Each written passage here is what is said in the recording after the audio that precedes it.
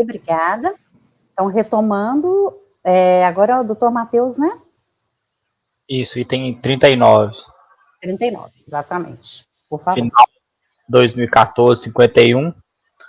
José Carlos Garla. Esse é um processo muito interessante, a discussão dos autos. Trata o presente processo, impugnação a notificação de lançamento, no qual exigido imposto de renda pessoa física, suplementar, acrescido de multa de ofício e de juros de mora, em decorrência de dedução indevida de pensão alimentícia, judicial e ou por escritura pública. Discordando da notificação, o contribuinte apresentou a impugnação, alegando em síntese que a pensão alimentícia declarada pelo contribuinte está respaldada por legítimo acordo homologado judicialmente, os valores pagos declarados que superam os R$ 2.100 anteriormente estabelecidos referem-se tão somente ao necessário reajuste aplicado proporcionalmente ao aumento do salário mínimo. Ora, o valor base da pensão alimentícia foi fixado pelas partes acordantes há cerca de 13 anos e vem sofrendo constante desvalorização diante da alta dos preços e instabilidade monetária vividos pelo país neste período. Nesse desiderato, as necessidades odienas da alimentanda suplantam um valor que fora fixado, sendo sua atualização medida de rigor e justiça. Foi no suprareferido contexto que o contribuinte e a senhora Sandra firmaram perante o terceiro tabelionato de notas da cidade de Marília, do estado de São Paulo, escritura pública de declaração e acordo a fim de ratificar as importâncias pagas a título de pensão alimentícia. Consta do documento público que nos anos de 2009, 2010, 2011, 2012, os pagamentos se deram pelas importâncias globais, as quais eu cito, respectivamente. Para o ano calendário de 2013, o valor foi de 10.360. Nota-se, mais uma vez, o estrito cumprimento disposto na legislação, não havendo que se falar em glosa de valores. O acordo e declaração firmados pelos contribuintes não só foi formalizado por escritura pública, declaratória, detentora de fé, como privilegia um contexto maior de preservação do bem-estar e melhor relação entre os progenitores de seus filhos. Não há que se falar em pagamento por mera liberalidade. Alega também que o imposto incidente sobre a doação é de competência dos estados, muito embora deve ser declarado pelo contribuinte em sua declaração de ajuste anual, as doações recebidas não compõem a base de cálculo do imposto de renda. O contribuinte efetuou o pagamento da pensão alimentícia nos termos da previsão judicial e legal, lançando em campo específico. A senhora Sandra recebeu o numerário, lançou em sua declaração e efetuou o recolhimento devido a título de imposto de renda. Como pode o fisco tomar como ilegal a dedução de pensão alimentícia, considerando-a como doação e concomitantemente considerar o mesmo numerário como renda para fins de incidência do imposto de renda na pessoa física que recebeu. A dedução dos valores pagos a título de pensão alimentícia foi operada na estrita legalidade. Em seguida, sobreveio o julgamento proferido pela DRJ, que manteve o crédito tributário exigido, transcreva a ementa. O contribuinte, por sua vez, inconformado, interpôs recurso, repisando em grande parte os argumentos apresentados em sua impugnação. Este é o relatório, passa ao voto. O juízo de admissibilidade, o recurso é tempestivo, toma conhecimento, mérito. Pois bem, inicialmente é preciso destacar que o objeto da controvérsia recursal diz respeito apenas à dedução de pensão alimentícia. A respeito da pensão alimentícia, a autoridade fiscal assim se manifestou. Transcreva abaixo. Resumidamente, a fiscalização glosou a dedução do pagamento de valores superiores aos fixados no acordo de separação judicial, homologado em 29/3/2000, por compreender que seria mera liberalidade, não podendo, portanto, ser objeto de dedução. O recorrente reitera os termos de sua defesa, alegando que os valores pagos que superaram os 2.100 inicialmente estabelecidos dizem respeito ao reajuste aplicado proporcionalmente ao aumento do salário mínimo. Para comprovar as atualizações, o contribuinte fez escritura pública de declaração, no qual declara que efetuou o pagamento de pensão alimentícia no ano de 2012, no valor de 112 mil. Pois bem, a dedução de importâncias pais a título de pensão alimentícia, enquanto a previsão legal no artigo 4º da Lei 9.250, transcreva abaixo. Nesse sentido, a dedução de pensão alimentícia da base de cálculo do imposto de renda é permitida em face das normas de direito de família, quando comprovado seu efetivo pagamento e obrigação decorra de decisão judicial, de acordo homologado judicialmente, bem como a partir de 28 de março de 2008, de escritura pública que especifica o valor da obrigação ou discrimina os deveres em prol do beneficiário. Em outras palavras, são dedutíveis na declaração de ajuste anual os valores pagos a título de pensão alimentícia em cumprimento de sentença judicial ou acordo homologado judicialmente, sendo que o pagamento de valores superiores aos fixados na sentença ou acordo constitui mera liberalidade, portanto não pode ser objeto de dedução. Analisando a documentação acostada aos autos, tem um posicionamento coincidente com o adotado pela decisão de piso, eis que no acordo homologado judicialmente não há previsão de reajuste do valor mensal de 2.100. E ainda a escritura pública de declaração de folhas 37, celebrado no dia 11 de nove de 2013, não pode retroagir para alcançar fatos pretéritos. Eis que no ano calendário do fato gerador não havia acordo com a previsão de atualização do valor fixado no acordo de separação judicial, homologado em 29 de 3 de 2000, no montante de 2.100. Nesse sentido, a atualização do valor de 2.100 pelo recorrente decorreu de mera liberalidade, eis que ausente sua previsão à época do fato gerador, em acordo homologado judicialmente ou escritura pública. Ao contrário do que é alegado pelo recorrente, a previsão contida no artigo 1710 do Código Civil, no sentido de que as prestações alimentícias de qualquer natureza serão atualizadas segundo o índice oficial regularmente estabelecidos, não possui aplicabilidade imediata, devendo constar expressamente na decisão consensiva ou no acordo de separação judicial, vide recurso especial 102.5769 de Minas Gerais. Ademais, conforme se depreende da decisão abaixo, não há consenso jurisprudencial no tocante à utilização do salário mínimo para correção de prestação alimentícia, quando o critério de correção não foi previsto expressamente no acordo entabulado entre as partes, transcreva abaixo.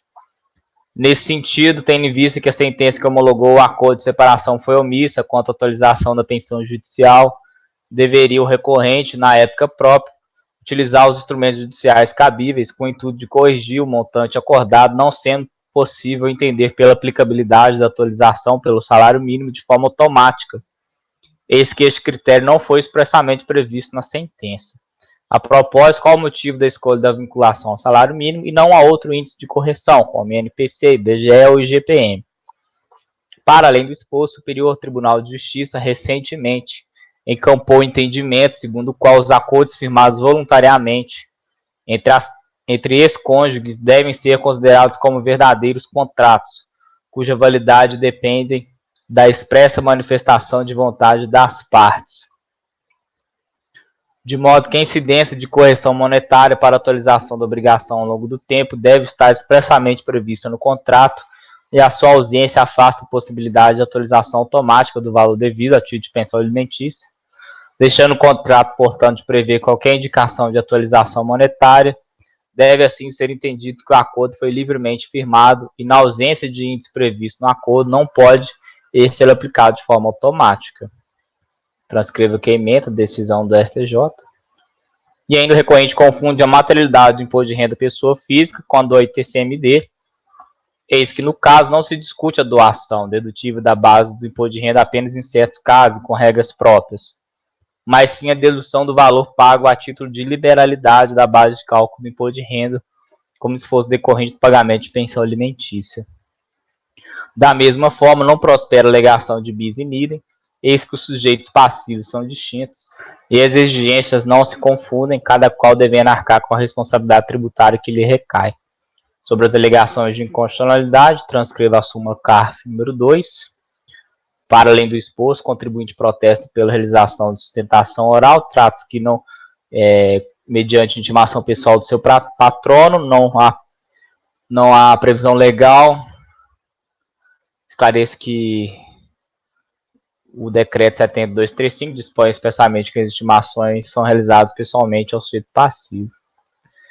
Ante o exposto, tendo em vista que o recorrente repete em grande parte os argumentos de defesa tecidos de sua impugnação, não apresentando fato novo relevante ou qualquer elemento novo de prova, ainda documental, reputo o eixo do lançamento, ainda só na argumentação já tecida pela decisão de piso.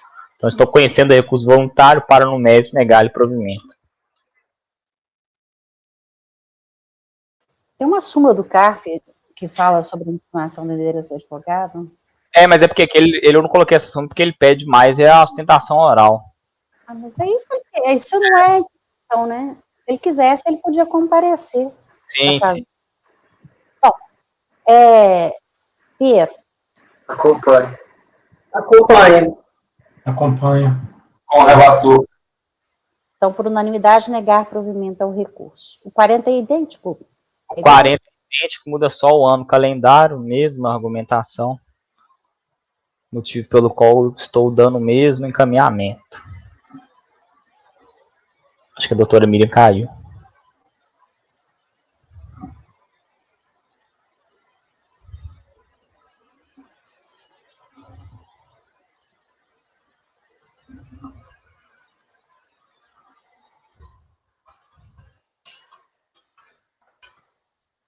Internet é só elogiar que dá errado.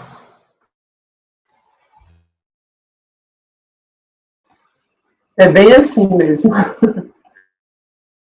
Eu vou chutar ela aqui para ela conseguir entrar.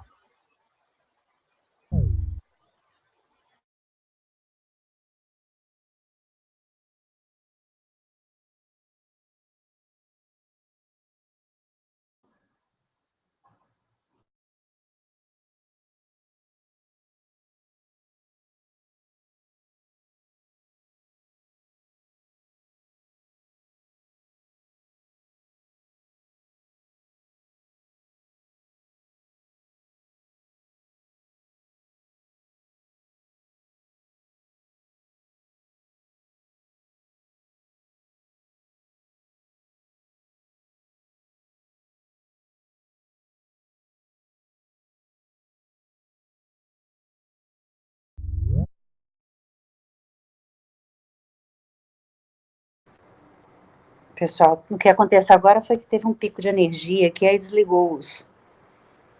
Mas vamos lá, então nós estamos julgando 40, né? Então negar provimento. Pinheiro. É igual ao anterior, pelo que eu entendi, correto? É igual isso. Acompanho.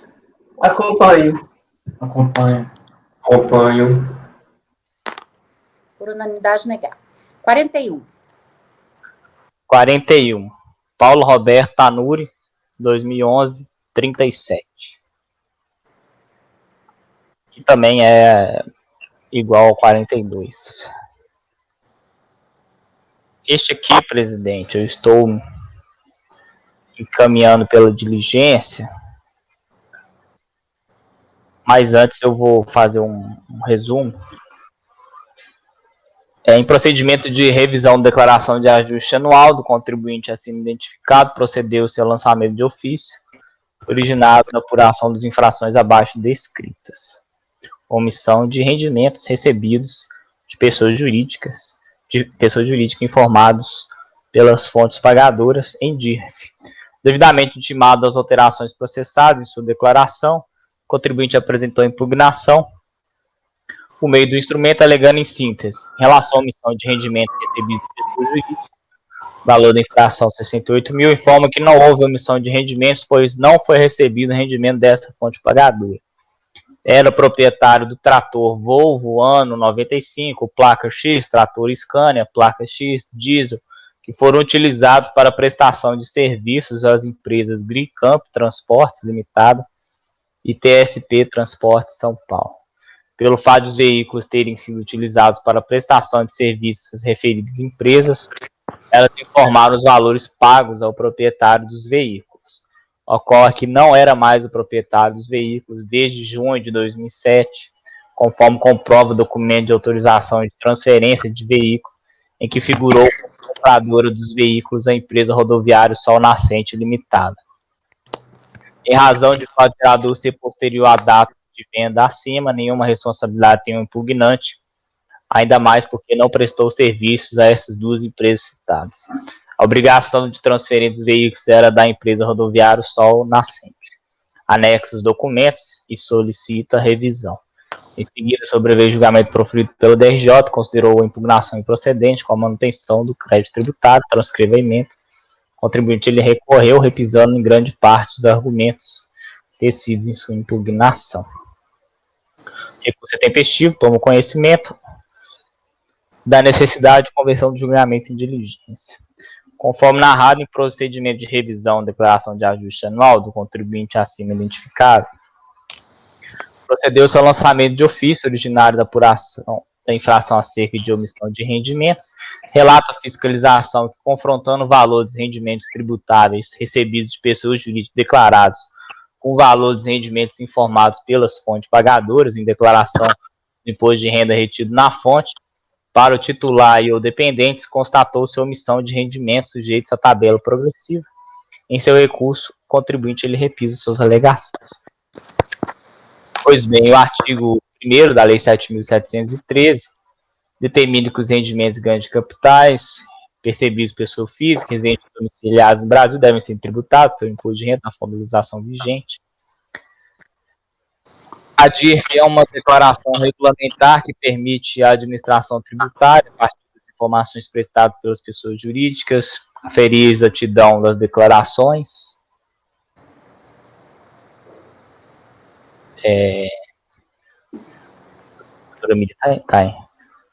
declarações de ajuste por essas apresentadas. Essas informações são prestadas pelas fontes pagadoras, que em princípio são neutras quanto à relação tributária que se estabelece entre as pessoas físicas e o fisco federal.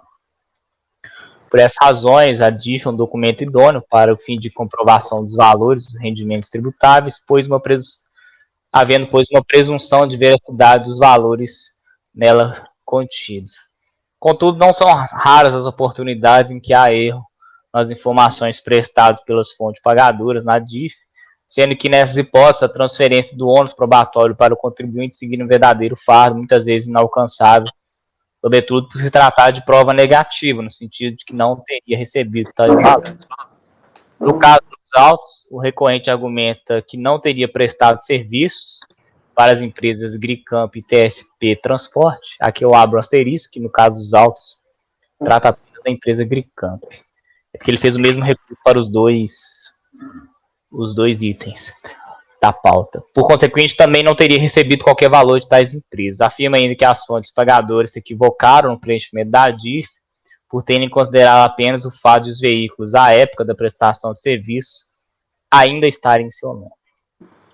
Em razão da dúvida posta em procedimento de solicitação de retificação de lançamento, a autoridade fiscal intimou a fonte pagadora a se manifestar, tendo esta respondido que os veículos ainda pertenciam ao contribuinte no ano calendário de 2008, sendo que o veículo de placa CQI foi transferido em 14/10/2010 e o de placa BXE ainda não teria sido transferido, conforme pesquisa realizada em quadro 5 de 2011. A decisão recorrida fundamentou seu voto considerando a informação prestada pela fonte pagadora e ainda a informação de que os veículos não teriam sido transferidos quando da ocorrência do fato gerador.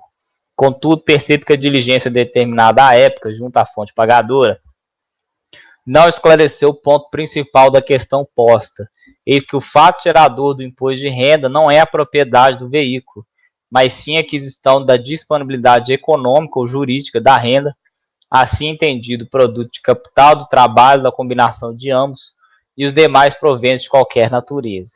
Nesse sentido, pouco importa para a resolução da controvérsia posta saber quem era o real proprietário do veículo automotor no ano calendário de fato gerador, mas sim se o sujeito passivo recebeu de fato o exato montante informado pela fonte pagadora em DIRF, em razão de eventual serviço prestado. É necessário verificar, portanto, se o recorrente, à época, teria prestado serviços os quais nega, junto à fonte pagadora, e se teria recebido de fato os valores informados em DIRF. Dessa forma, entendo que se faz presente, no caso concreto, questão prejudicial que impede um exame seguro acerca da matéria posta. Isso porque entendo que a argumentação da contribuinte é oportuna, pois a ação fiscal baseou-se em informações contidas na declaração de imposto de renda, retido na fonte apresentado pela fonte pagadora. Assim, dada a argumentação do contribuinte e os documentos apresentados, eu entendo que o feito não está pronto para diligência e, por isso, voto em converter o julgamento em diligência a fim de que, primeiro, fiscalização junte aos autos a DIF da fonte pagadora Gricamp, referente ao ano calendário objeto do presente lançamento, que serviu como suporte para o trabalho de fiscalização, eis que vislumbro nos autos apenas a DIF do ano calendário 2007.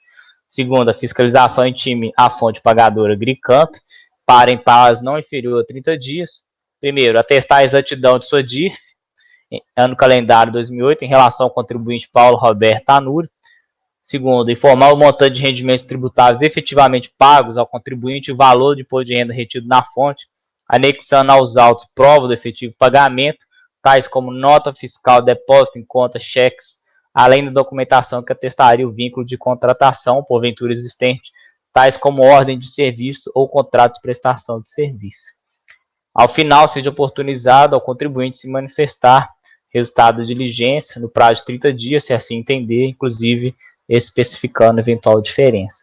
Por fim, registro que não vislumbra a necessidade de converter o julgamento de diligência para intimar a empresa rodoviária Sol Nascente, indicada como adquirente dos veículos que seriam anteriormente propriedade do recorrente, eis que o fato gerador do imposto de renda não é a propriedade do veículo, mas sim a aquisição de disponibilidade econômica ou jurídica da renda, assim entendido o produto do capital do trabalho.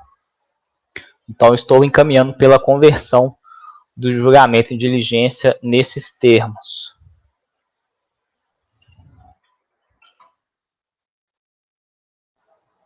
Alguma pergunta? O senhor citou aqui o documento 55, folha 55, que é a intimação da fiscalização para a Gricamp Transportes Limitada. Isso. Onde está a resposta? Teve uma resposta? Está consta dos autos? Tem. Consta dos autos. Só que o que acontece? A forma como essa diligência foi direcionada a essa empresa Gricamp, a Gricamp ela respondeu, e aí eu cito também no meu voto, que ela estaria correta, né, na sua DIF, porque a propriedade dos veículos, os veículos seriam de propriedades de Paulo Roberto Tanuri à época. Só que eu entendo que esse fato é irrelevante. O que tem que ser verificado aqui é se esse sujeito passivo recebeu esses valores à época, independente se esse veículo era dele ou não, porque o que importa para o imposto de renda é o efetivo recebimento desses valores. Então, a forma como foi feita essa diligência, a sensação que eu tenho é que a fonte pagadora ficou com certo receio de admitir algum equívoco na sua DIF. A resposta, deixa eu só procurar, mas ela está aqui aí. Eu achei.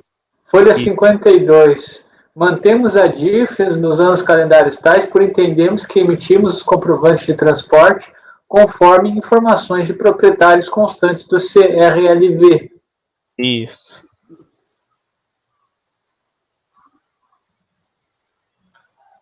Mas a propriedade do trator ou do caminhão é irrelevante. O que é importante é saber quem prestou esse serviço, quem recebeu, né? Quem recebeu esse valor. Ele nega. Ele fala que jamais prestou serviço, né, para essa empresa. A decisão da DRJ foi com base nessa afirmação, dessa primeira conversão de diligência. Essa conversão ela apenas comprova a propriedade, né, não o fato gerador do imposto de renda.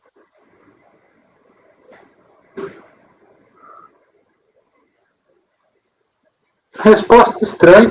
E a pergunta foi clara. Não recebeu rendimentos da empresa acima identificada nos anos calendários. Solicitamos comprovar a veracidade das informações. Eu acho que eles ficaram com receio, não sei, assim, de assumir algum erro, por exemplo, na DIF, da forma também como foi perguntada, né? Se for o caso, faça uma retificação, alguma coisa nesse sentido. Eu acho Será que eles não entenderam, a resposta não foi no sentido de que foi prestado por ele, tanto que ele é proprietário do CRLV, consta do CRLV? Não, mas não é, essa não foi a resposta, né? A resposta foi que a DIF estaria correta, porque o proprietário do veículo seria ele. Mas isso não pode ser fato gerador do imposto de renda. Mas a DIRF trata de prestação de serviços. Sim. Quando ele fala que a DIRF está correta, ele não pode estar querendo dizer da propriedade, senão não tem lógica a resposta. Não, ele fala que a propriedade à época era ainda dele, tanto que o veículo aqui foi transferido apenas após a data tal. O que a fonte pagadora atesta não é fato gerador do imposto de renda. O fato gerador do imposto de renda confuso, realmente. É o efetivo recebimento desses valores. Tá certo. Então, Pinheiro. Só aqui no quesito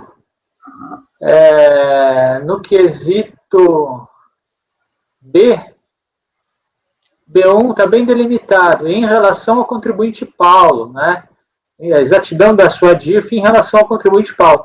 No A, acho que é também interessante. Junte aos autos a DIRF da fonte pagadora em relação ao contribuinte e objeto aqui do lançamento. Especificar também no item A.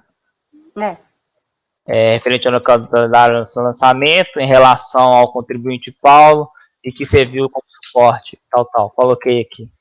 Obrigado. Acompanhe.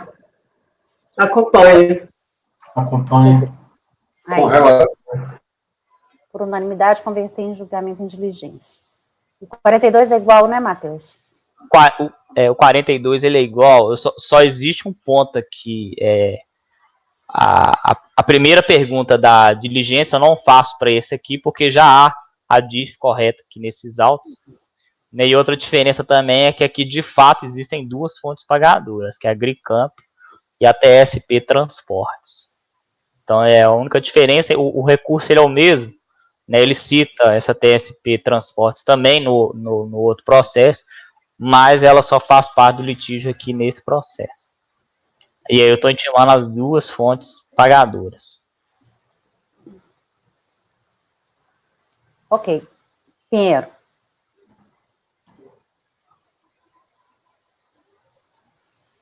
Acompanho.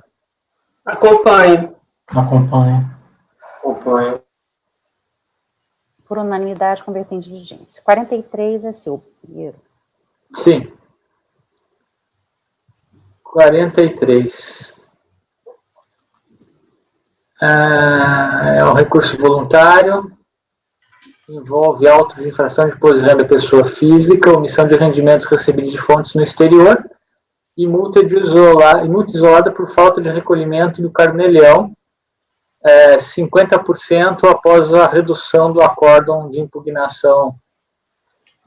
Eu transcrevo aqui algo do termo de verificação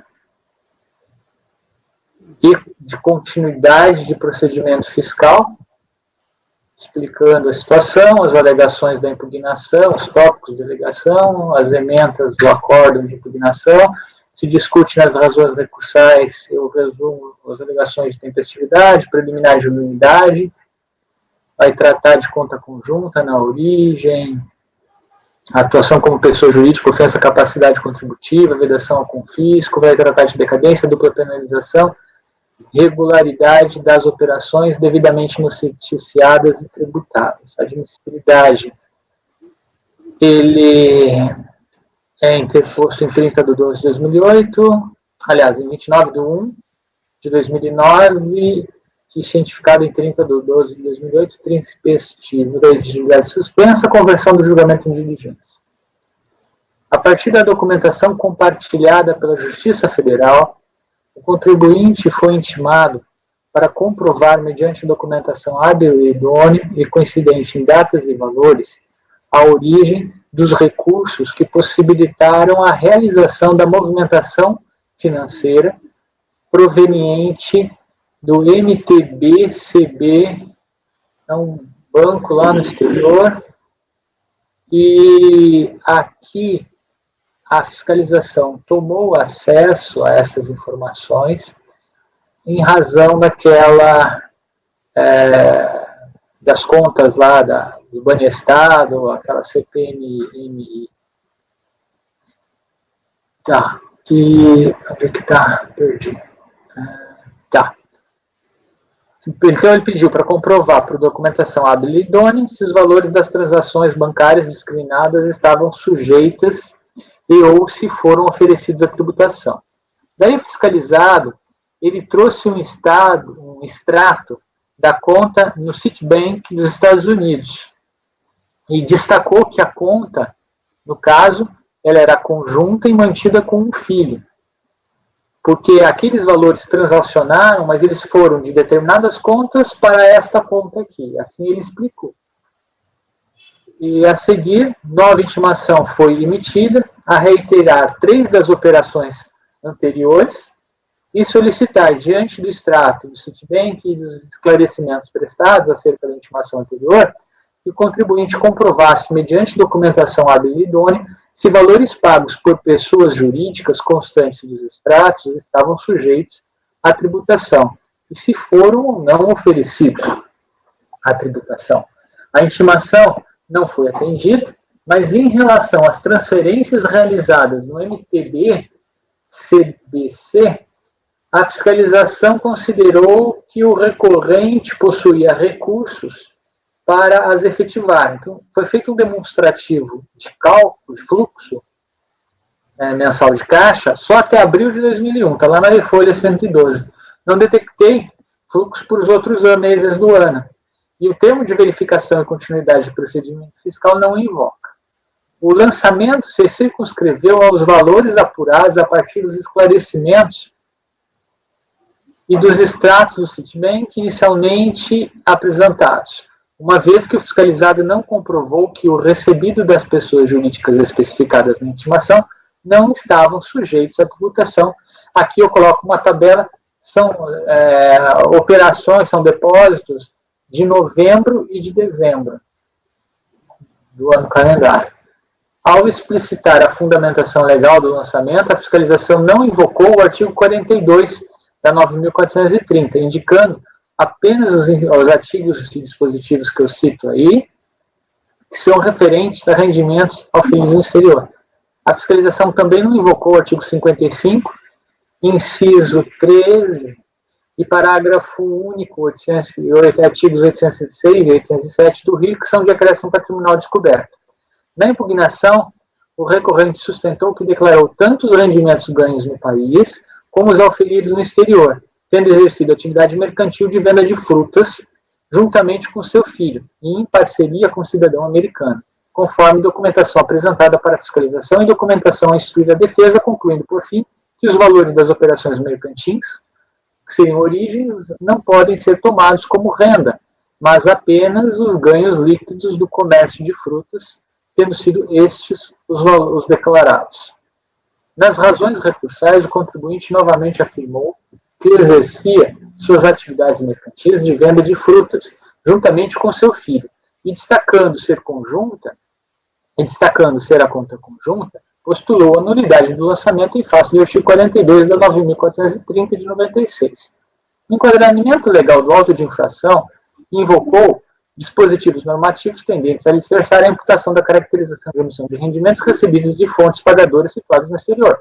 O termo de verificação e de continuidade de procedimento fiscal invocou os mesmos dispositivos e imputou a natureza de rendimentos tributáveis aos valores apurados pela adoção do raciocínio a seguir transcrito.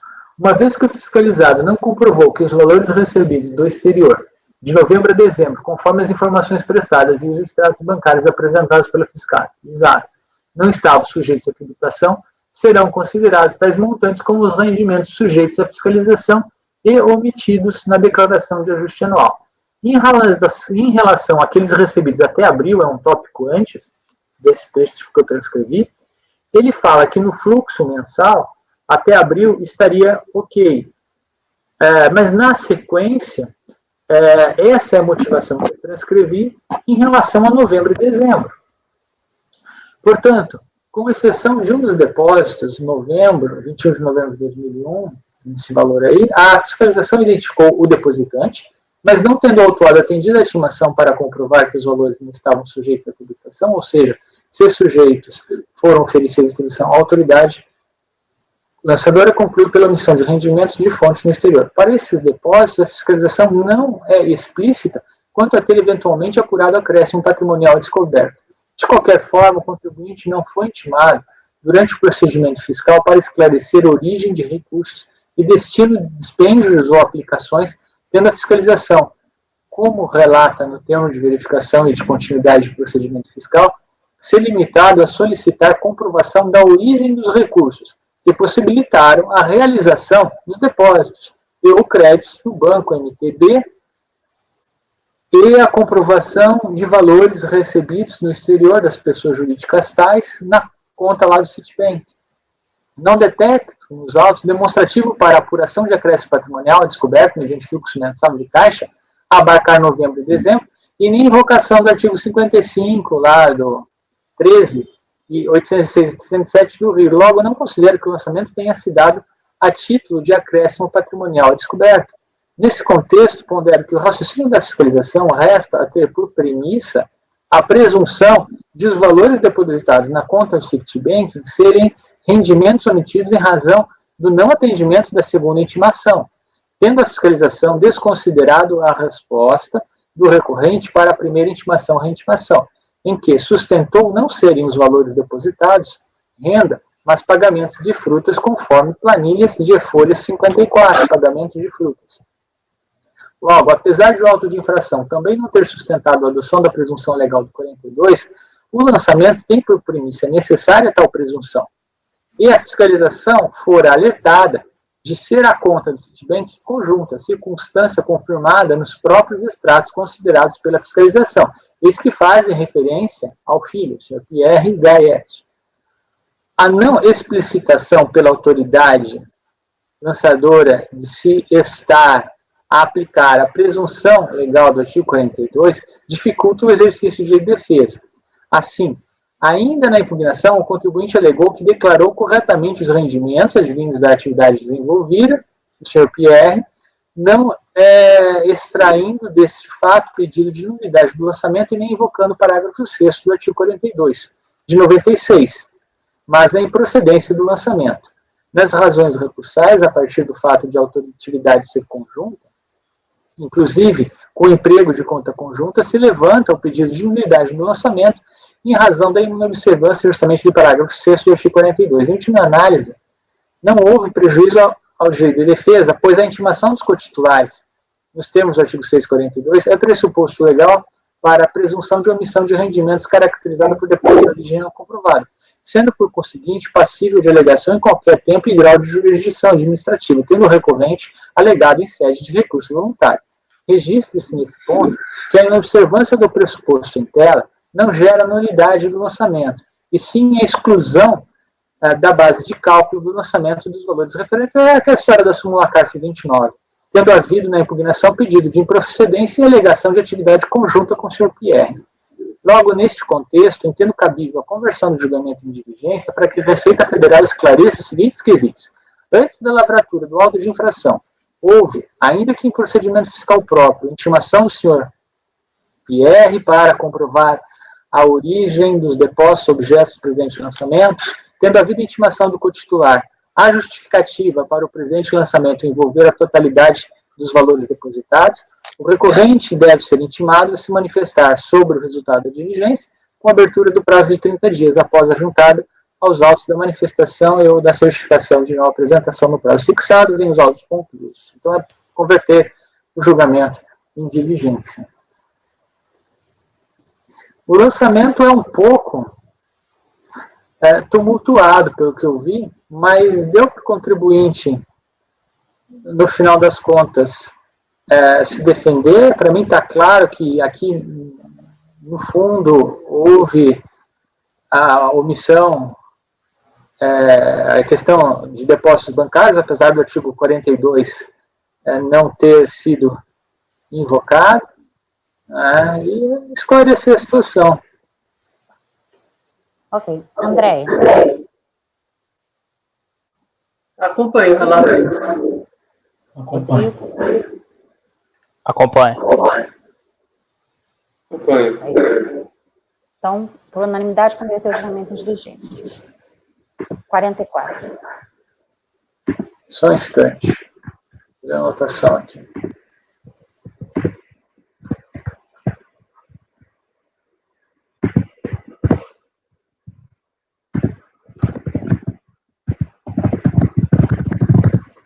Então, 44, Edson de Freitas. Esse daqui, ele já foi convertido em diligência e agora está retornando. Foi há pouco tempo, foi baixado em diligência, acredito que talvez se recorde, para que o contribuinte trouxesse a documentação relativa à ação judicial que ele teria postulado rendimentos, ele era aposentado e postulou rendimentos recebidos pelo uso da ativa por entender que, na verdade, seria em valor fixo, coisa e tal. Ele até no recurso disse que havia solicitado essa documentação, desarquivamento do processo, trazer, mas acabou não vindo instruído. E a resolução foi justamente para trazer estas cópias. E o contribuinte as trouxe. Tanto a petição inicial, como as decisões proferidas nos autos do processo judicial número tal. Quanto à admissibilidade, a intimação foi 24/2/12, o recurso 23/3/12, tempestivo, preenchidos os pressupostos, com conhecimento, valores recebidos, aposentadoria e moléstia grave. Não há controvérsia quanto a ser o recorrente portador de moléstia grave e aposentado. A fiscalização, quando ela efetua o lançamento, ela traz como motivação apenas não se ter comprovado que os valores pagos em ação judicial decorreriam de aposentadoria. Isso está lá nas folhas 8, aliás, e folha 7. O voto condutor do acórdão de impugnação ele é preciso quando aborda essa questão, até transcrevo aqui.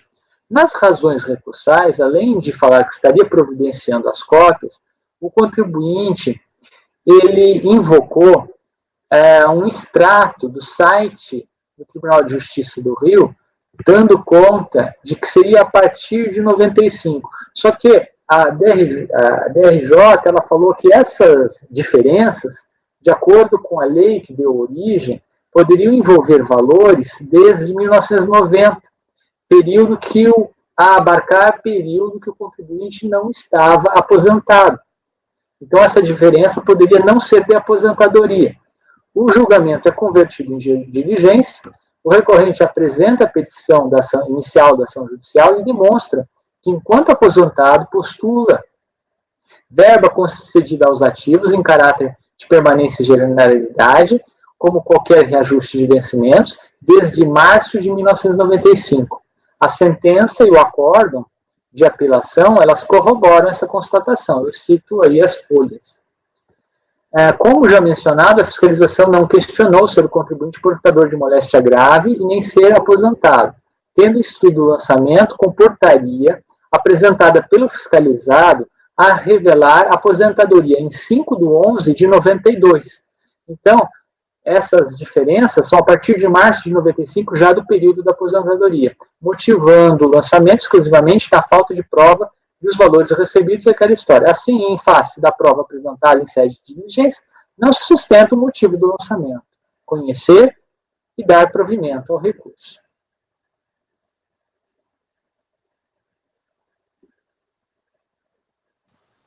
André? Acompanhe para dar provimento. Acompanho. Matheus? Raíde? Acompanho. Por unanimidade de votos, dar provimento ao recurso. 45, Raíde.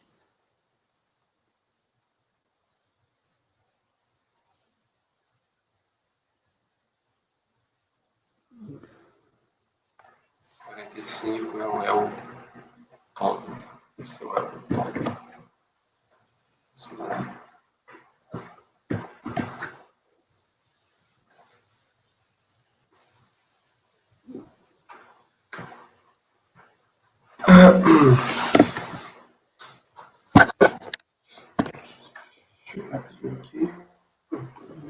Vamos passar direto para o voto, porque apesar de ser um lançamento de imposto de renda, pessoa física, há nos autos uma questão aqui preliminar, que é a questão da admissibilidade, no caso, a tempestividade, tá bom? O que eu digo? Após a decisão da DRJ, que não conheceu da impugnação apresentada pelo contribuinte, o processo foi encaminhado para a ciência da decisão. Entretanto, tendo em vista ter sido improfícua a intimação via postal, foi realizada a intimação por edital. Foi de 77. Ocorre que o contribuinte apresentou suas razões recursais após o prazo de 30 dias da ciência da decisão. Nos argumentos apresentados na petição de folhas 88 a 103, o recorrente questiona a intimação da notificação, requerendo que seja conhecida sua impugnação, não mencionando qualquer irregularidade quanto à intimação do acórdão de primeira instância, bem como questionando a tempestividade do recurso voluntário. Pois bem, conforme norma positivada no artigo 33 do Decreto 70.235, das decisões de primeira instância caberá a interposição do recurso voluntário no prazo de 30 dias, conforme aqui colaciona.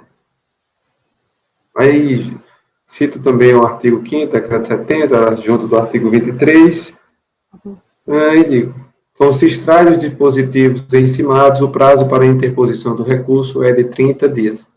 No presente caso, conforme as datas relatadas, o recurso é intempestivo. O contribuinte foi cientificado do acórdão de impugnação em 29/5/2014, quinta-feira, conforme data de desafixação do edital, de folha 77. O prazo para a interposição se iniciou em 30/5/2014, na sexta-feira. Portanto, seu termo final foi dia 28/6/2014. Entretanto, o recurso apenas foi protocolado em 26/12/2014, ou seja, após o prazo legal para a interposição do recurso. Mais uma vez, repito, o contribuinte não questiona acerca da validade da intimação do acórdão de primeira instância. Dessa forma, considerando o não cumprimento do requisito extrínseco previsto no artigo 33, quanto à tempestividade para a interposição do recurso voluntário, não se faz presente o pressuposto de admissibilidade recursal, razão pelo qual inadmissível o recurso voluntário dele não toma conhecimento. Portanto, conclusão, voto no sentido de não conhecer do recurso voluntário por ser intempestivo. Ok. Pinheiro. Acompanhe.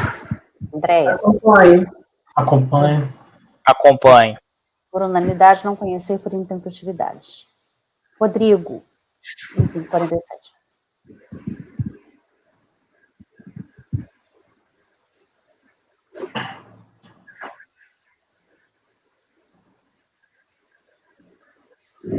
É 46, Valdir Massou.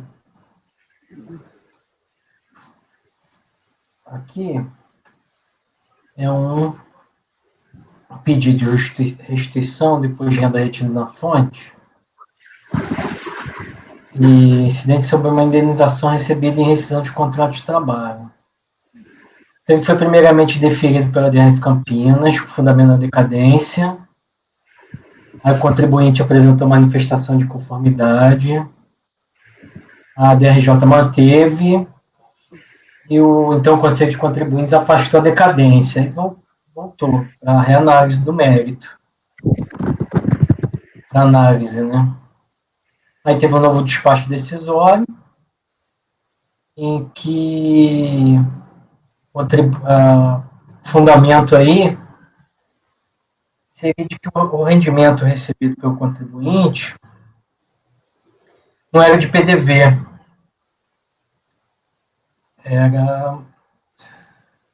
Aí tem um termo da empresa, eu acabo tratando mais ou menos no voto. Ele apresentou uma nova manifestação de inconformidade, né, e a DRJ novamente rejeitou. Então, ele acaba dizendo, alegando duas coisas. Primeiro, que nesse primeiro rito aí da decadência, que já teria sido reconhecido o direito dele. O primeiro argumento. E segundo, que é um PDV, então não incidiria imposto de renda. Que seria um fundamento, essa nova negativa aí pela DRJ, ou pela DRF, seria uma mudança de fundamento em relação àquele rito anterior, que teria reconhecido as verbas do PDV. Então, aí no conhecimento do recurso, fala em nulidade, preclusão. Acabou botando preclusão, mas vou tirar aqui, porque não é a preclusão dele, né? Assim, não é que precluía, não precluiu a par do mérito, a análise do mérito, nem pela DRF, nem pela DRJ. Né? Que o primeiro despacho não reconheceu a existência do PDV não incidente do imposto de renda, somente entendeu que havia decaído a formalização do pedido de restituição. Após a ratificação do posicionamento pela DRJ, o Conselho de Contribuintes apenas afastou a decadência. É que esse primeiro acordo do Conselho de Contribuintes, ele acabou se estendendo, falando de PDV, que não incidia. Né? Então, eu falo aí, embora o Conselho tenha então ter sido considerações acerca do PDV, se houvesse a certeza quanto ao direito do contribuinte, não seria necessária essa intimação para a apresentação de documentos que entendesse cabíveis. E aí, o voto condutor, ele acaba falando para o contribuinte apresentar novos documentos que têm necessários para o exame do pedido e afasta a decadência. Então, aí seria mais ou menos o mérito, isso é um PDV. Né? No mérito não se discute a incidência. Ele também acaba falando que, como o acordo da DRJ do Conselho falou em PDV, um argumento que ele traz também, não, se é PDV é isento. Né? Então, aqui, o mérito é se não se discute a incidência do imposto de renda sobre os valores a título de incentivo à adesão ao PDV.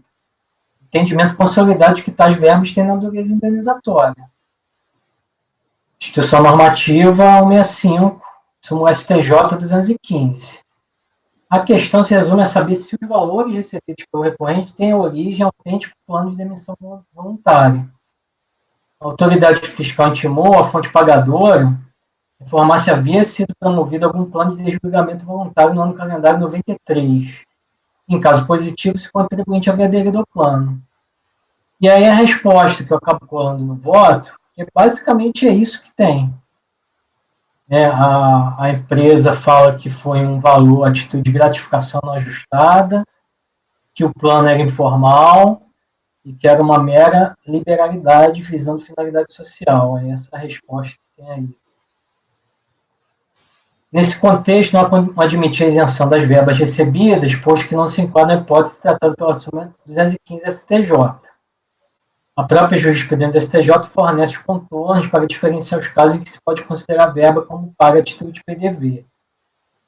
E aí tem essa jurisprudência do STJ, que aí a minha questão aqui foi se isso era um PDV, o que era, de algum parâmetro do que era PDV.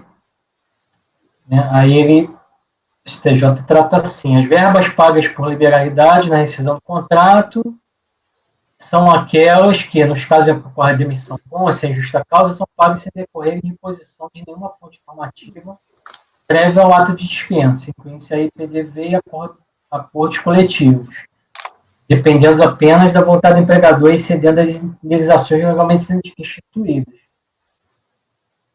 E, como observa pela decisão de piso, a prevalência do entendimento do recorrente que não é necessário um PDV formalmente instituído, não haveria sentido na previsão do decreto 1041, que é o RIR do fato gerador, visto que todas as indenizações pagas por rescisão de contrato de trabalho estariam fora desse incidente de imposto de renda na fonte, independentemente de estar ou não previstas nas leis ou convenções trabalhistas. Aceitar a isenção sobre quaisquer liberalidades afastaria da incidência de imposto de renda qualquer valor fornecido pelo empregador e seus ex-empregados que não é razoável. Considera-se como não comprovado a existência do PDV que pudesse favorecer o recorrente no calendário 93. Essa gratificação não ajustada foi mera liberalidade do ex-empregador e, como tal, deve ser tributada. Conhecido do recurso, rejeita essa preliminar de nulidade e nega o provimento.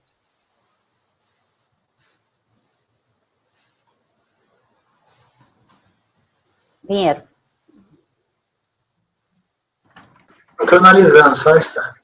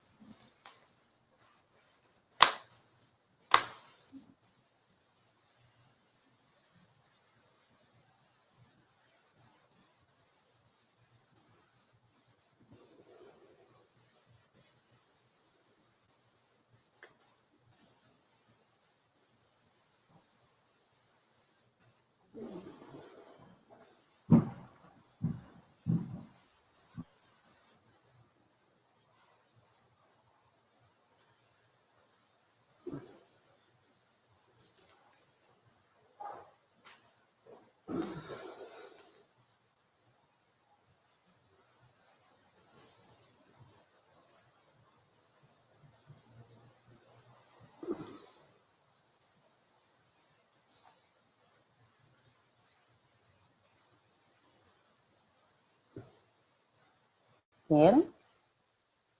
Aqui, ele não ataca o fato de ter sido emitido um novo despacho decisório, pelo que eu entendi, correto? Perdão, o novo negando mérito? Emitido um novo despacho decisório. Não, de certa forma ataca, sim, não? Quando ele fala nulidade, ele entende que deveria, pelo acórdão, deveria a DRJ ter decidido de plano? Então, confesso que eu fico, mais ou menos, quando fala nulidade, ele está falando o seguinte, ó, ele entende que aquele primeiro rito, todo o rito veio decidindo que ele, porque como o primeiro despacho, a decisão da DRJ, o Conselho de Contribuinte fala em PDV, o argumento dele é esse. Bom, é PDV. Eles aceitaram que é PDV. O que ficou foi a decadência. Então, eu tenho direito. Porque a sua leitura foi que, na verdade, a alegação dele é de novo fundamento jurídico, que o despacho e o acórdão, agora que ele recorre, inovaram. E não tem como. Inovaram. Se eles não abordaram o mérito, só trataram da potencial de mérito, não tem como. Isso, mas é isso que ele fala. Porque ele não desenvolve mais. É isso que eu pergunto.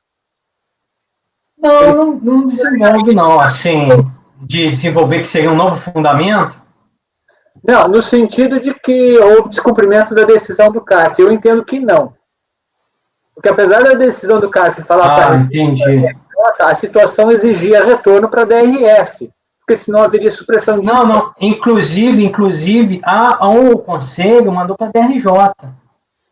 A DRJ que mandou para a DRF, porque achou que ia ter supressão de instância. O Conselho mandou para a DRJ e voltou direto para a DRF, aí veio fazendo tudo de novo. Aí, assim, porque no Conselho mesmo, como o acordo do Conselho fala muito, basicamente o acordo do Conselho falou muita coisa de PDV, né? Falou tudo de PDV. E já falou dizendo que não incidiria. Aí foi aí que ele entrou com essa argumentação. Não, já não incide, eles estão mudando o fundamento. Sim. Aqui relacionou uma folha da empresa. Pretende manter, inclusive com as assinaturas aqui das pessoas? Não, é só para facilitar a consulta. É necessariamente excluída. Porque isso daqui eu tenho excluído as figuras, é só para facilitar a consulta. Tá, porque se fosse publicar, a parte dessas assinaturas reproduzidas não seria interessante. Não. Só para não ter que ir lá no processo que eu não... Estou satisfeito. Eu só tenho isso mesmo. Acompanho o relator. Acompanho. Acompanhe. Mateus, Raide. Acompanho. Então, por unanimidade de votos, rejeitar a preliminar e, no mérito, negar provimento ao recurso voluntário. Vamos antecipar um pouquinho a pauta de amanhã? Raide, agora, 47.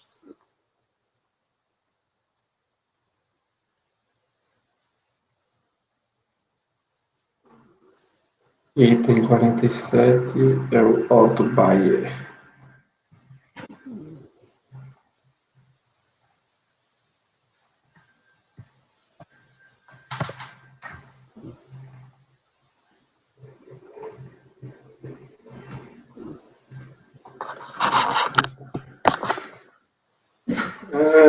Trata-se de auto de infração concernente ao imposto de renda da pessoa física decorrente da omissão de rendimentos do trabalho sem vínculo empregatício recebidos de pessoas físicas, redução da base de cálculo do carnê-leão pleiteado indevidamente e multa isolada por falta de recolhimento do carnê-leão, em relação ao exercício 2008, conforme peça inaugural dos feitos, as coisas aqui mencionadas. Eu faço aqui, mais uma vez, colaciono os fatos geradores conforme se encontram no auto de infração. O contribuinte foi intimado, apresentou impugnação, foi julgada improcedente pela DRJ em Brasília, conformado com a decisão recorrida, o autor apresentou recurso voluntário às coisas aqui mencionadas, procurando demonstrar sua improcedência. Após breve relato das fatos processuais, bem como dos fatos que permeiam o lançamento, repisa as alegações da impugnação, inovando apenas quanto ao argumento da impossibilidade de cumulação da multa isolada e de ofício, motivo pelo qual, em relação aos demais fundamentos, adota o relato da decisão de piso, os quais aqui colaciono. Não houve apresentação de contra-razões, é o relatório. Passando para o voto, faço a delimitação da lide. Alterar aqui a análise de...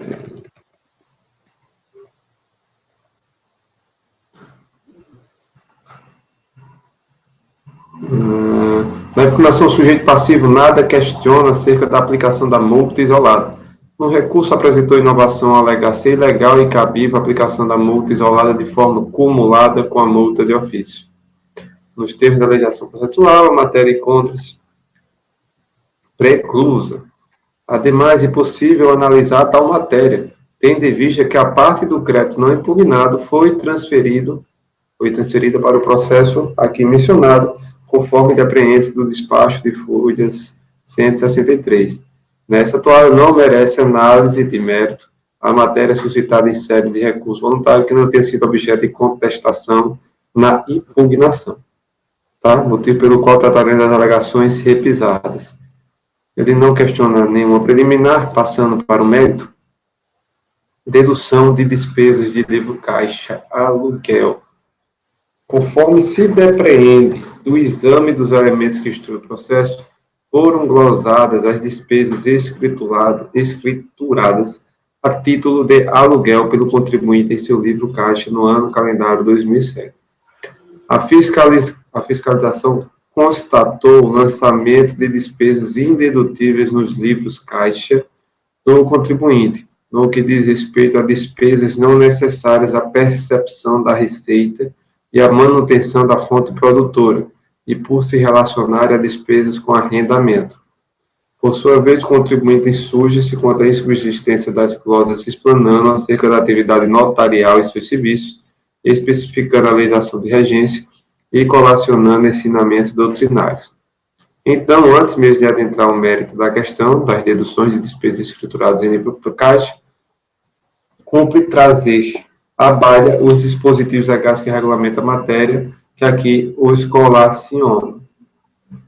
Aí eu digo, consoante se infere dos dispositivos legais acima transcritos, a escrituração em livro caixa é própria e taxativa para os casos em que o contribuinte receba rendimentos do trabalho não assalariado, casos dos profissionais liberais, inclusive os titulares dos serviços notariais e de registro, com a devida comprovação das despesas mediante documentação hábil e idônea.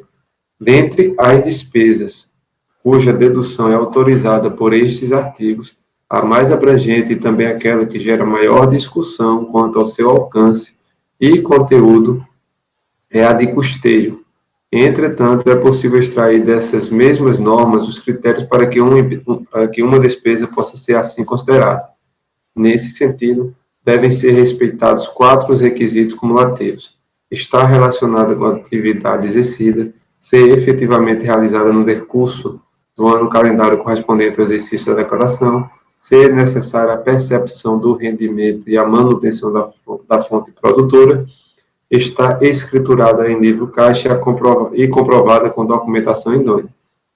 Ao estabelecer esses critérios, esses parâmetros, a lei diminui o grau de subjetividade, reduzindo o espaço para discricionariedade ou arbitrariedade da eleição da despesa passiva de dedução.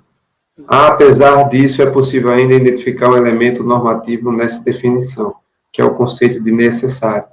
Necessário pode ser lido como indispensável, ou seja, aquilo sem o que a atividade não seria viável. Contudo, entendo que essa seria uma leitura indevidamente restritiva ao termo, uma visão por demais restritiva.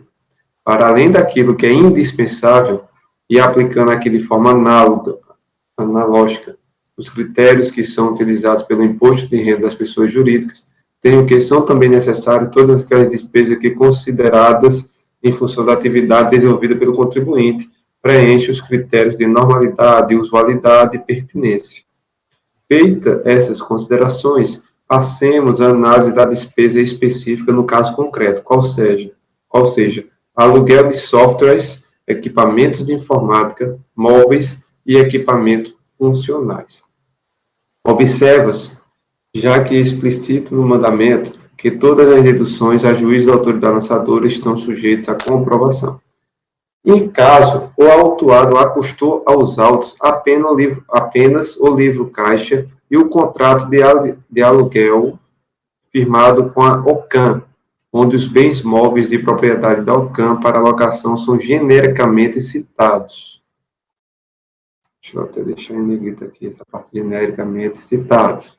Dito isto, diante da generalidade do objetivo do contrato, a autoridade lançadora intimou o contribuinte para apresentar a relação dos programas, equipamentos e utensílios utilizados pelo cartório. Apesar de regularmente intimado, não apresentou a relação dos programas, equipamentos informais e utensílios de propriedade da empresa OCAM utilizados pelo cartório. Ademais, não foram anexados aos autos quaisquer documentos que comprovassem a realização das referidas despesas escrituradas no livro caixa, como, por exemplo, as notas fiscais emitidas. Neste ponto em específico, vale mencionar que não basta que a despesa esteja escriturada no livro caixa, devendo ser comprovada mediante documentação hábil e idônea. Apesar de haver a fumaça do bom direito, por seu contrato genérico e a intimação não respondida, não há como afirmar categoricamente que tudo pode ser enquadrado como custeio necessário para a percepção ou manutenção da fonte produtora. Cabe ressaltar que a decisão de piso deu o caminho das pedras acerca das provas que deveriam ser apresentadas para a comprovação da despesa. No entanto, o recorrente não anexa nenhum novo documento. Neste diapasão, por não ser possível concluir que se trata de uma despesa de custeio necessária e por não restar comprovada por meio de notas fiscais, deve ser mantida a glosa. Quanto às demais alegações, são alegações genéricas aqui, que não merecem tecer maiores considerações, portanto, voto no sentido de conhecer do recurso voluntário e no mérito legal e provimento.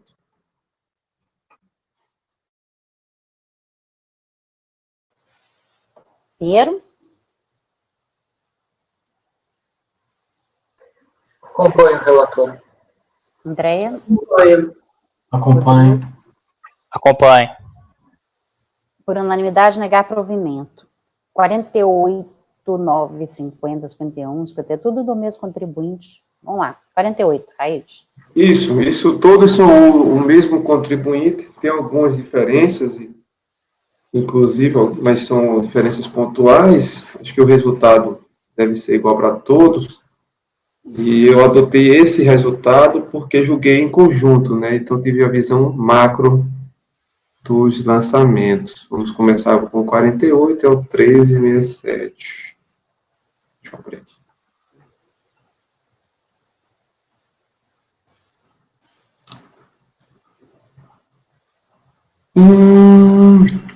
É um imposto de renda pessoa física, decorrente da dedução indevida de despesas médicas, nesse caso concreto, e pensão alimentícia, em relação aos exercícios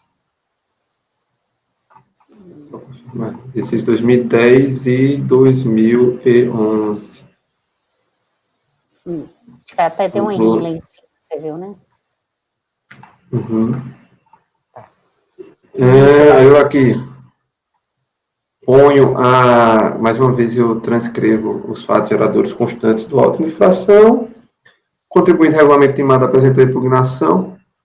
A DRJ, por sua vez, entendeu por bem julgar procedente em parte o lançamento, restabelecendo apenas a dedução com da despesa com o plano de saúde Unesp. Tá? Regulamento intimado conformado com a decisão recorrida, a ponta apresenta o recurso voluntário, ele repisa as alegações da impugnação, motivo pelo qual adota o relatório da decisão de piso, que aqui os colaciona. Nova apresentação e relatório. O presente, o recurso intempestivo dele eu conheço, faço a delimitação da lide, por quê? Como relatado acima, só para conferir uma coisa. Depois eu vou ter que corrigir aqui essa primeira infração apenas, tá? Tem opção de rendimentos, não, né? Não tem, nesse caso não tem não. Acho que eu peguei dos outros que tem, vai ter deles que tem, tá? Mas aí depois eu faço essa correção, tá? Aí eu faço a delimitação da lide, que encontra-se restrita aqui às deduções devidas por despesa médica e pensão alimentícia, já que não há essa omissão, realmente se comprovado, não há, se não, quando eu for olhar, se não houver, vai ser indiferente esse parágrafo, então eu vou retirar, tá? Mas não vai mudar na conclusão, tampouco na fundamentação ou no resultado. Aqui ele questiona uma preliminar em relação à nulidade do sistema de defesa, que eu aqui afasto, cito o artigo 142, digo que o lançamento está especificamente demonstrado de acordo com a notificação do lançamento, a descrição dos fatos, o enquadramento legal e demais informações fiscais. Eu digo, destaque, é direito de contribuinte discordar com a imputação fiscal que está sendo atribuída, sobretudo em seu mérito, mas não podemos concluir, por conta desse fato, isoladamente, que o lançamento não fora devidamente fundamentado na legislação de agência. O argumento de erro de gerador na eleição de base do cálculo, desconsideração dos recibos e demais, se confundem com o mérito que iremos tratar posteriormente, como já dito, não seja nulidade. Portanto, afaste essa preliminar. Especificamente quanto ao mérito, eu digo aqui, primeiro ponto, das despesas médicas. Conforme se depreende dos elementos que instruem o processo, vamos ver aqui minha conclusão rapidinho, então. Conforme se depreende dos elementos que instruem o processo, contribuindo deduzir do seu imposto de renda as despesas médicas suportadas no exercício do objeto do lançamento, a fiscalização entendeu por bem proceder às glosas de aludidas despesas, com a consequência lavradora da fração por entender o que segue. Aí eu colaciono aqui as despesas que foram glosadas, tá? Que foi por todo, na grande maioria, pela não comprovação do efetivo desembolso, especifica aqui para os anos calendários, né? Exercício 2010, exercício 2011, ano calendário 2009, ano calendário 2010, e digo, contribuinte anexou ao processo recibos dos profissionais prestadores de serviços para comprovação de sua argumentação. Em relação ao pagamento, afirma ter efetuado em espécie e sua renda suficiente para arcar com todas as despesas, anexando extrato bancário. Por sua vez, ao analisar a impugnação em documentos ofertados pelo contribuinte, a autoridade julgadora de primeira instância entendeu por bem manter a integralidade da ação fiscal sobre o argumento de. Então, deve o contribuinte a oportunidade de carregar aos autos todas as provas lícitas que entendesse necessária a comprovação da legitimidade de sua dedução de despesas médicas, que, dando-se inerte nesse passo, arcou com 11 de ver sua dedução gozada. Correto ofício de lançamento do crédito tributário por esse aterrador. O contribuinte apresenta recurso voluntário, eu trago a legislação aqui, digo. Consoante se infere o dispositivo acima, deve as despesas dedutíveis de renda, em caso de despesa média, deverá ser comprovada a documentação abidônia. A hipótese usada declara se resume a definir se os documentos acostados para a comprovação das despesas médicas pelos contribuintes são hábeis e idôneos e capazes de comprovarem as despesas alegadas. Com fito de rechaçar a pretensão fiscal, trouxe à colação, desde a ocasião da impugnação, recibos devidamente preenchidos pelos profissionais responsáveis, além de informar ter feito o pagamento em espécie por ter rendimento declarado suficiente para tanto e extratos bancários. Argumentos e documentação não aceitos pelo julgador de primeira instância. Não obstante, as razões de fato e direito do contribuinte, seu pleito não merece prosperar, como passaremos a demonstrar. Com relação à prova da efetiva prestação do serviço ou do efetivo pagamento, a autoridade lançadora apenas está autorizada a exigi-la na hipótese de ausência dos recibos na forma determinada na Lei 9.250, ou havendo fortes indícios de que a documentação apresentada seria inidônea. Nesse aspecto, tenho o entendimento de que, a princípio, deixo claro aqui, os recibos emitidos por profissionais legalmente habilitados e que atendam às formalidades legais são aptos a comprovar as deduções pleiteadas, salvo comprovação da inidoneidade destes documentos. No entanto, no caso concreto, o fiscal contestou em diversos momentos e pontos os recibos apresentados, trazendo argumentos que convalidassem sua presunção, conforme verifica da complementação da descrição dos fatos. Aqui eu não colaciono porque seria uma imagem, não quis colacionar, mas está lá na descrição dos fatos, tá? Vários pontos que o fiscal questiona a validade dos recibos. São eles, a maioria é questão de despesas repetidas, valores, os mesmos valores sempre, os mesmos profissionais, despesa no mesmo ano, calendário com cinco profissionais da mesma área, enfim, são vários pontos, tá? Juntando todos os processos. Aí eu digo, nesse cenário, portanto, há dúvida razoável que enseja elementos adicionais para a comprovação das despesas médicas incorridas pelo contribuinte. A mínima de prova do efetivo pagamento das despesas ou da efetiva prestação de serviço mantém-se a glosa de dedução a este título. Ademais, os processos relativos aos anos calendários 2004, 2005, 6, 7, 8, 9 e 10 estão sendo julgados na mesma oportunidade, dando ao relator uma visão ampla da acusação, bem como da fundamentação de todos os autos. Dito isto, por tratar-se de deduções continuadas em diversos anos e, especialmente, prestadas pelos mesmos profissionais em sua maioria, correta agiu a autoridade lançadora ao solicitar a comprovação do efetivo desembolso ou da prestação de serviço. Assim, escorrei a decisão de piso, devendo, nesse sentido, ser mantido o lançamento fiscal na forma ali decidida. Tá?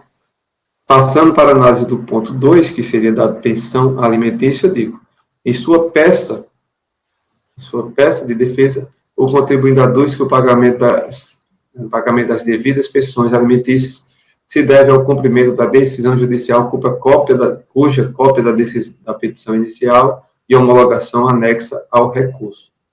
Colaciona aqui a legislação pertinente e digo, conforme da presente legislação encimada, para deduzir o valor da pensão da base de cálculo mensal do imposto, o contribuinte deveria cumprir 2 requisitos cumulativos, ou seja, pagar alimentos em cumprimento de decisão judicial de acordo com homologado judicialmente ou de escritura pública, conformidade com as normas de direito da família, e o segundo, comprovar o efetivo pagamento. No caso concreto, nas declarações de ajuste relativas aos anos calendário 2009 e 2010, o contribuinte consignou os valores pagos como pensão alimentícia à sua filha Joana Sanches Justo, nascida em 14 de 5 de 81, ou seja, 28 anos de idade, e sua companheira Marielle Rodrigues Corrêa. Ora, em se tratando de filho maior, inclusive com idade muito acima da dependência presumida prevista no artigo 77, parágrafo 1º, inciso 3º e parágrafo 2º do RIF, entendo que o pagamento da pensão acaba sendo, em princípio, e salvo prova em contrário, injustificável, inclusive do ponto de vista das normas do direito da família.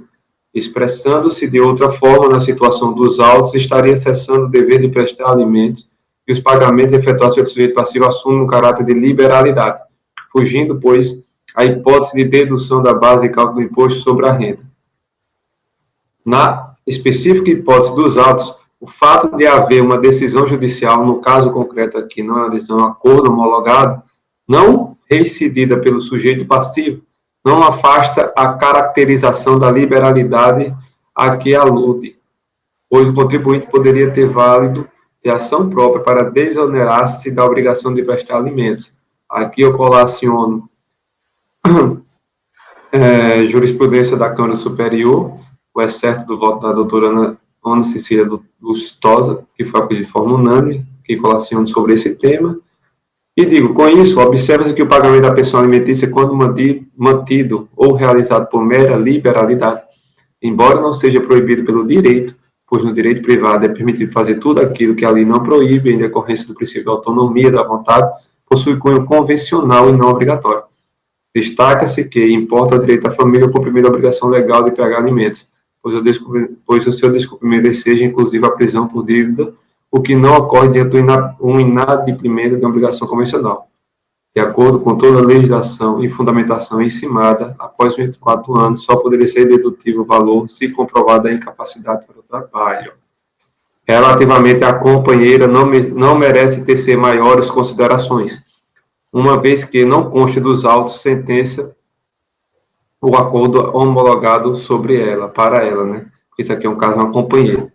Assim, no presente caso, não há direito à dedução da pensão alimentícia paga aos filhos maiores, por todo exposto ao consentido de conhecer do recurso voluntário, afastar a preliminar de nulidade no mérito, negar de provimento.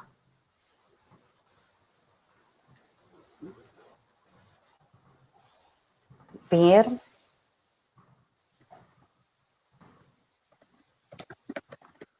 Acompanho o relatório. Acompanho. Acompanhe. Então, por unanimidade, rejeitar a plenária no mérito de negar provimento. Vamos tentar resumir os outros, né? 49. 49, mesmo contribuinte. Aqui tem a omissão de rendimentos, tá?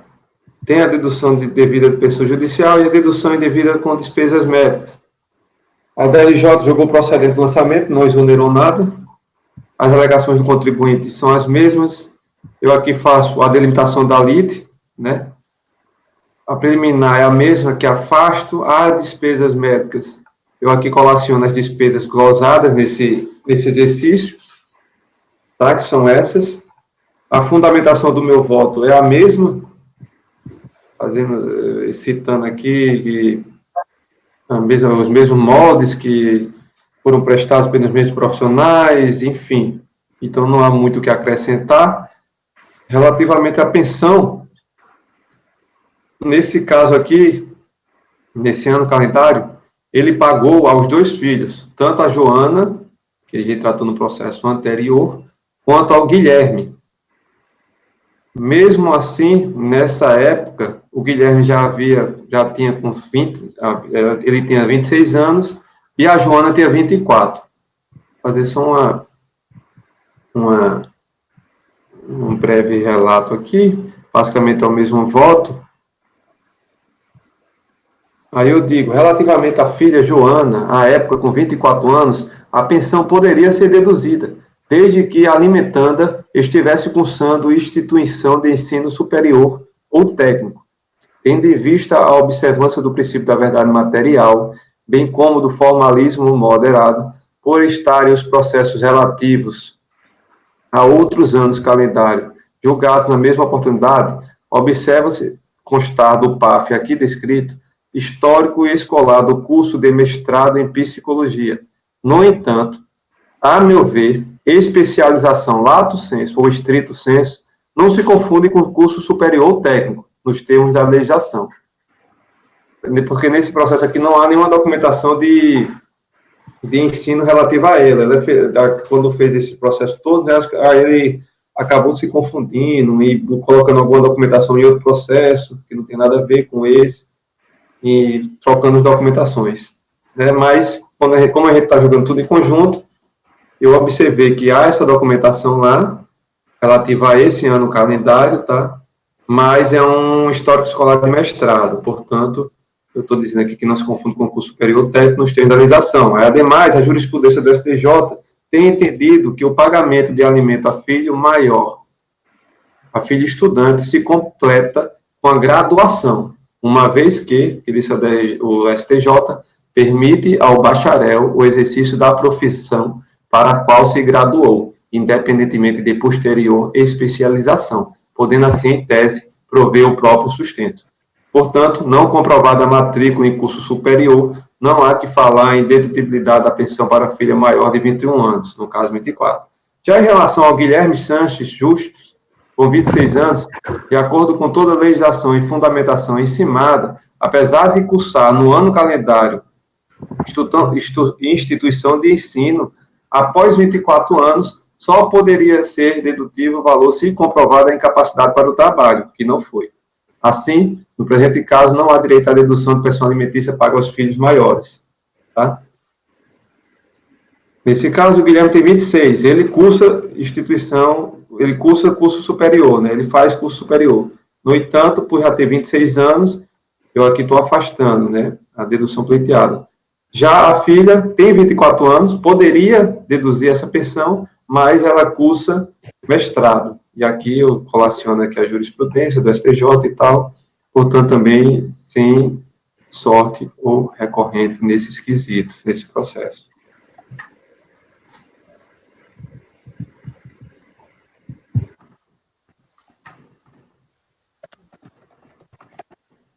E a omissão de rendimentos? A omissão de rendimentos é aquilo que eu falo na delimitação da lei. Ele não questiona, ele não ataca, não apresenta argumentação. Aqui teve lançamento, mas ele não atacou. Isso. Certo. Ok. Pinheiro. Acompanha o relator. Acompanhe. Acompanhe. Por unanimidade, negar. Rejeitar preliminar e negar provimento. 50.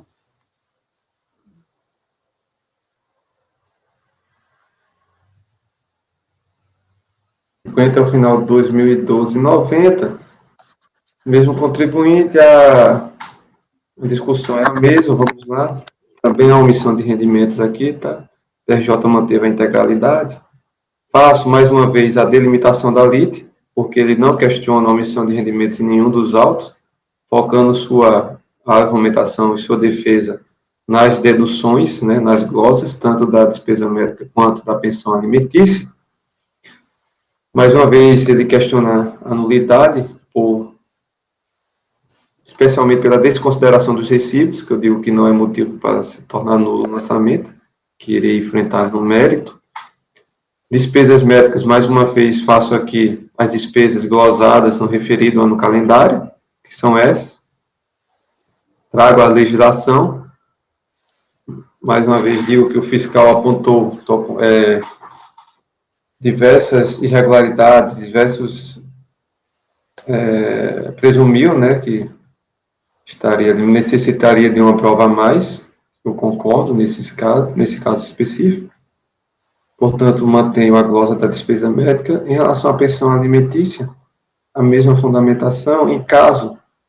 Nesse caso concreto, o contribuinte consignou os valores. Esse é um ano calendário posterior ao que julgamos agora, no passado, né?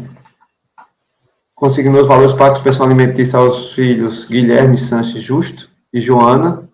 Nesse ano calendário, ele tinha 27 e ela 25, tá? Aí eu faço aquela fundamentação de filho maior, cito o voto da Ana Cecília. E digo, de acordo com toda a legislação, a fundamentação ensinada após 24 anos só poderia ser dedutível o valor se comprovada a incapacidade para o trabalho. Assim, o presente caso não há direito à dedução da pensão alimentícia paga aos filhos maiores. Portanto, conheço do recurso, afasto a preliminar e nego-lhe provimento.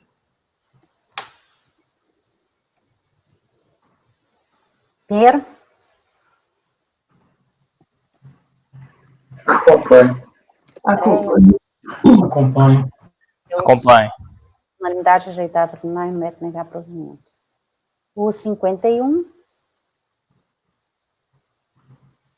51 é o 713. Vamos lá.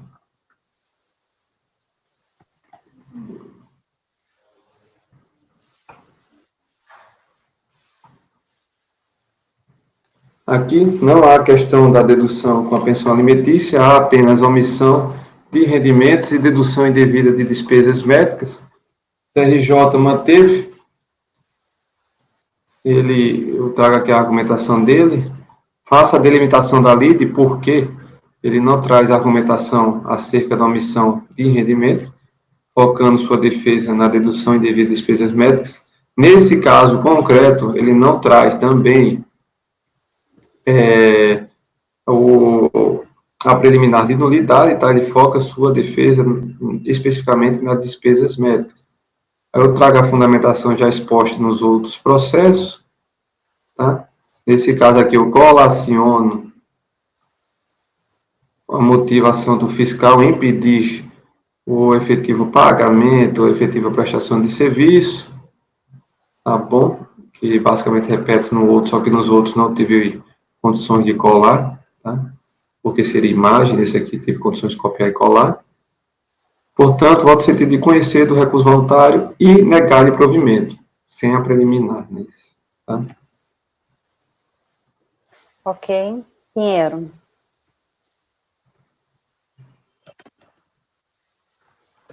Acompanho. Acompanho. Acompanhe. Por unanimidade, negar provimento. O último aí seu, esse mesmo contribuinte, 52. O último, final de 2006, 45. Aqui é dedução de despesa médica apenas, tá? Relaciona aqui o que foi dito no auto de infração. Apresenta também a questão das alegações da impugnação do recorrente. Aqui, por ter sido o lançamento apenas da despesa médica, não aquela delimitação da lide, ele questiona, nesse caso em concreto, um eventual preliminar, nulidade, cessamento de direito de defesa, que eu afasto aqui, tá bom? Tem os mesmos moldes e fundamentos dos outros. Em relação ao mérito, mais uma vez, eu trago aqui as despesas que o fiscal glosou e suas motivações. Nesse caso específico, a despesa até que não é dedutível, que é o primeiro caso aqui, a nutricionista. Tá? Enfim, tem toda a mesma fundamentação, relaciona aqui os mesmos fatos, despesas repetidas, profissionais repetidos. Portanto, volto a ser de conhecer, aqui é afastar a preliminar e no mérito negar o provimento. O Inês tem preliminar? Tem, esse tem.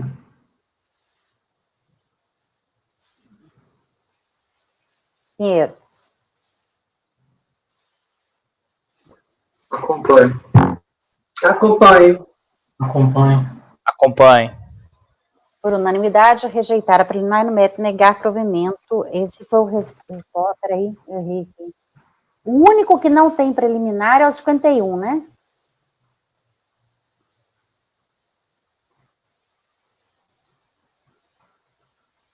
Certo, Raide?